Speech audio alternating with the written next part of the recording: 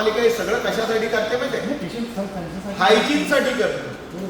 बाहेरून आलेला कपडा, बाहेरून आलेले बेडशीट, चादर हे इन्फेक्शन घेऊन येऊ शकतात आयसीयू मध्ये.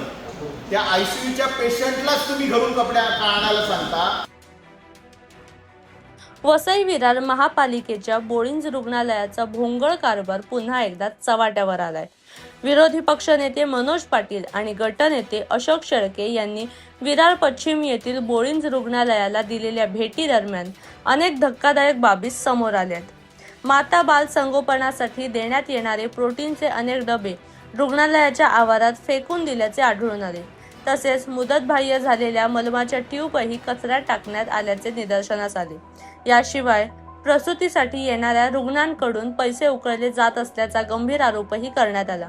एकदम वाईट अवस्थेत येत आहेत, कारण ज्या स्केचरवर घेऊन जातात त्या स्केचर ते गंजलेला आहे. इकडे खुर्च्या पडलेल्या आहेत आणि लोक औषधासाठी, औषध घेण्यासाठी तासनतास उभे असतात.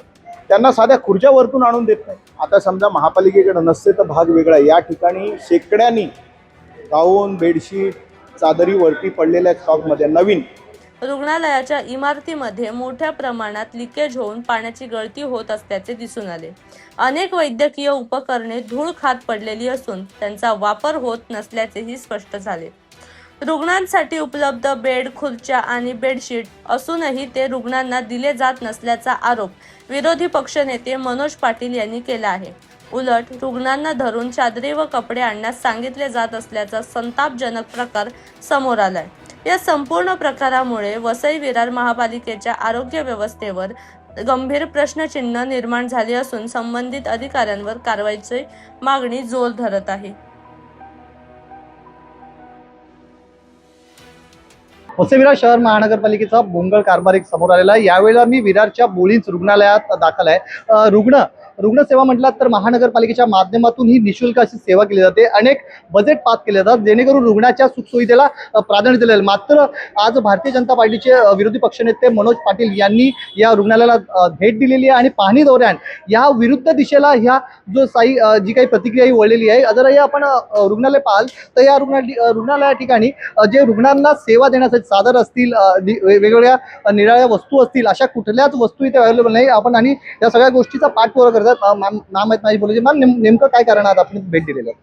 जेव्हा आम्ही इकडे भेट द्यायला आलो, आमचे सहकारी संजनाताई आहेत, उन्नती आहे. महिलांच्या लेबर रूममध्ये कोण पुरुष नव्हते आले, आम्ही तिघीच गेलो होतो. तर तिकडे एक महिला म्हणून मला हे बघायला अत्यंत वाईट वाटलं, कारण जेव्हा एका महिलेची डिलिव्हरी होते, जेव्हा ती एक न्यूबॉर्न बेबीला जन्म देते, तेव्हा तिचा हा पुनर्जन्म असतो असं आम्हाला माहिती आहे, कारण आम्ही या वेदनेतनं गेलेलो आहोत. पण जेव्हा इकडे आलो आणि जेव्हा इथली परिस्थिती बघितली तर ही परिस्थिती अत्यंत घाणेरडी आणि एकदम वाईट अवस्थेत येत आहेत, कारण ज्या स्केचरवर घेऊन जातात त्या स्केचर ते गंजलेला आहे. तिथे 5-5 दिवस तिकडच्या महिला जे पेशंट म्हणून इकडे आलेले त्या पेशंट तिकडे बेडशीट मागतायत, पण ही लोक बेडशीट त्यांना देत नाहीयेत.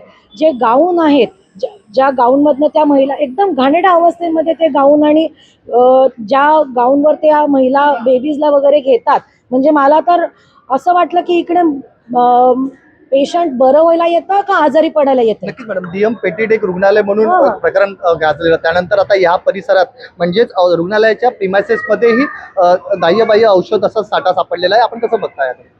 मी तेच सांगतेय की डीएम पेटीटमध्ये जे अवस्था आहे, जिकडे तिथे पण एक महिलेला जेव्हा ती डिलिव्हरीसाठी तिकडे आली आणि जो बेड पडला तर तुटला तो बेड, तर ह्याला कोण कारणीभूत आहे? इकडे महिला डिलिव्हरीसाठी येतात आणि एक बाळाला जन्म द्यायला येतात, तर इकडे सोय आणि कशी सोय पाहिजे त्यांची? तर ह्याच्यासाठी काय आयुक्त काय कारवाई करणार आहेत? नक्कीच ही रुग्णसेवा आहे. या रुग्णसेवेला महानगरपालिकेने प्राधान्य दिलेलं असतं. रुग्णांवर चांगल्या प्रकारे नियोजन केलं जाईल असं पालिका प्रशासन म्हणणं असतं, पण नेमकं आयुक्त येऊन भेट देतात आणि आयुक्त नेमकं करतात का असा एक प्रश्न यासमोर बोलायला मनोज पाटील जी आहेत. मनोजजी, नेमकं आपण भेट दिले आहेत, अशा बरेच आपण शब्दांना वाचा फोडलेले आहेत, प्रश्न महानगरपालिकेने मांडलेले आहेत, कुठेतरी डीएम पेटील रुग्णालयाचाही मुद्दा आणि त्यानंतर सविस्तर ही बातमी. नाही, विषय असा आहे की आमचे आरोग्य समितीचे 2 सहकारी हितेश जाधव आणि जितेश राऊत हे दोघं, त्यांचं ते काम आहे आरोग्य समितीचे सभासद म्हणून ते या ठिकाणी भेट द्यायला आले, एकूणच चौकशी करण्यासाठी काय परिस्थिती आहे वगैरे. त्यांनी या ठिकाणची जी दुरावस्था आहे ती बघितल्यानंतर त्यांनी आम्हाला फोन केला. मग मी आणि गटनेते अशोक शेळके आम्ही या ठिकाणी आलो. या ठिकाणचे MOHना फोन केला, पण MOH रजेवर आहे. त्यामुळे डेप्युटी MOH जे आहेत त्यांना आम्ही बोलवलं आणि या ठिकाणचे अधिकारी त्यांना ही सगळी वास्तव दाखवलं. आणि तुम्ही बघत असाल तर म्हणजे ICUमध्ये सुद्धा बेडशीट नाही, ICUमध्ये सुद्धा अंगावर घालायला चादर नाही आहे, गाऊन नाही. आता समजा महापालिकेकडे नसते तर भाग वेगळा आहे. या ठिकाणी शेकड्यांनी गाऊन, बेडशीट, चादरी वरती पडलेल्या आहेत स्टॉकमध्ये, नवीन पण तर दिलं गेलं नाही. एक्सपायर औषधी पलीकडे पडलेली आहेत. लहान मुलांचे प्रोटीनचे डबे एक्सपायर होऊन इकडेच पडलेले आहेत. जवळपास शेकड्यांनी ऑक्सिजन कॉन्सन्ट्रेटर या ठिकाणी पडलेले आहेत. त्याच्या ठिकाणी त्या मशीन जवळपास एकाची 1,06,000, एकाची 80,000 अशा जवळपास शेकड्यांनी मशीन पडलेले आहेत.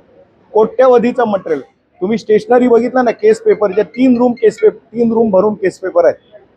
महिन्याला जरी 5,000 केस पेपर वापरले तर वर्षाला 60,000 होतील. तिकडे जवळपास 7 ते 8 लाख केस पेपर पडलेले आहेत आणि हे अनेक वर्षापासून पडलेले आहेत. त्यामुळे आता आमच्या ताईंनी सांगितलं तसं की त्या ठिकाणी महिलांकडून पैसे मागितले जातात.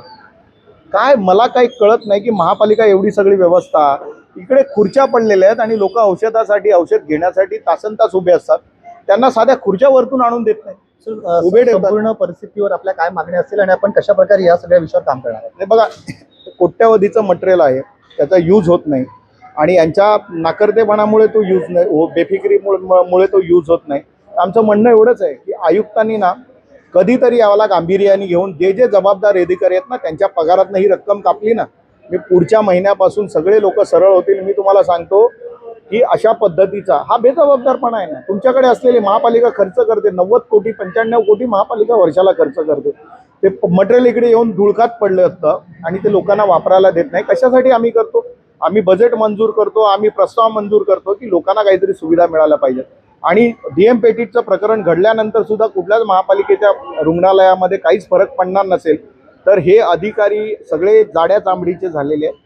यांच्यावरती आयुक्तांनी कठोर कारवाई करायला पाहिजे, तरच काहीतरी होऊ शकेल. अन्यथा हे अशीच परिस्थिती दररोज आपल्या समोर येईल. धन्यवाद सर, आपण आपला वेळ दिली, बातचीत केली. हे होते भारतीय जनता पार्टीचे विरोधी पक्षनेता मनोज पाटीलजी. त्यांनी आपली भूमिका मांडलेली आहे. जे आरोग्य खाता आहे, आरोग्याला एक मोठा बजेट आखला जातो, 95 लाखो रुपयापर्यंत ते बजेट मांडले जातात. कुठेतरी ज्या नागरिकांना सुविधा मिळाल्या पाहिजेत त्या नेमकं मिळत नाहीत असा एक प्रश्न आता उपस्थित आहे. या संबंध विषयावर नेमकं महानगरपालिकेचे आयुक्त काय कारवाई करतील आणि कशा प्रकारे काम करतील हे पाहण्यासारखं ठरणार आहे. नवराष्ट्रकरिता निलेश महाडिक, विरार. वसई विरार महानगरपालिकेचं हे सर्वात मोठं हॉस्पिटल आहे आणि लोक इकडे दुरून दुरून येतात आणि येणारे लोक जे आहेत, जे येणाऱ्या महिला आहेत त्या गरजू आहेत आणि गरीब कुटुंबातील आहेत. कोणी श्रीमंत लोक या हॉस्पिटलमध्ये येत नाही. त्या गरजू महिला त्यांना इकडे व्यवस्थित सुविधा मिळावी म्हणून येतात, पण त्यांची अशी अवस्था झाली की गरीब म्हणून त्यांच्याकडे कोणी पाहिलं जात नाही, त्यांना व्यवस्थित सेवा दिली जात नाही आहे. डॉक्टर वेळेवर हजर नसतात, त्यांना ज्या बेडशीट वगैरे दिल्या जातात त्या बदलल्या जात नाही आहेत, गाऊन दिल्या जात नाही आहेत. तुम्ही टॉयलेटची अवस्था बघाल ती अतिशय खराब आहे. इकडे जे आमचं हेच म्हणणं आहे की उपलब्ध साहित्यांचा वापर केला जात नाही. जे साहित्य तुम्हाला महानगरपालिकेला नवीन उपलब्ध करून दिलेले आहे त्यांचा योग्य वापर करा ना, त्यांचा लोकांना उपयोग होऊ द्या. ते तुम्ही अगदी एक्सपायर होईपर्यंत पडलेले असतात. आज हे प्रोटीनचे डबे किती सारे तुम्ही पाहिले असाल, ते अगदी एक्सपायर होईपर्यंत तुम्ही ठेवता कशाला? लोकांना सांगा, त्याच्याबद्दल माहिती द्या आणि वाटून टाका ना, त्याचा वापर योग्य तो उपयोग करा. अशाच प्रकारे बरेच औषधंही आता एक्सपायर होतील, अगदी एका आठवड्याभरात एक्सपायर होतील अशी औषधं पडलेली आहेत, पण त्यांचाही योग्य वापर केला जात नाही. आता इथे महिला आहेत ज्या स्वतःहून सांगायला घाबरतात कारण त्यांना इकडे सेवा घ्यायची आहे. त्या इथे येतात सेवा घेण्यासाठी, पण त्यांच्याकडून त्या बाया ज्या आहेत तिथे मावशीबाई त्या त्यांच्याकडून त्याचे पैसे मागतात. आता सगळ्यांना काही शक्य होत नाही अशा प्रकारे पैसे देणं.